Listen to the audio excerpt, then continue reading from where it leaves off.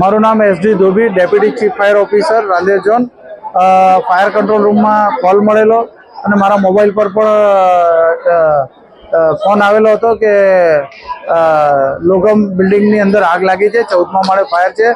ઘટનાની ગંભીરતા પારખીને તાત્કાલિક હું પણ ઘટના સ્થળે નીકળી ગયેલો. ફાયર કંટ્રોલને પણ જાણ કરતા ટીમ ઓલરેડી રવાના કરી દેવામાં આવેલી. અડાજણ ફાયર સ્ટેશનથી હાઇડ્રોલિક પ્લેટફોર્મ, જહાંગીરપુરાથી હાઇડ્રોલિક પ્લેટફોર્મ ફાયર એન્જિન અને મોરાબાગરથી ફાયર એન્જિન રવાના કરવામાં આવેલું.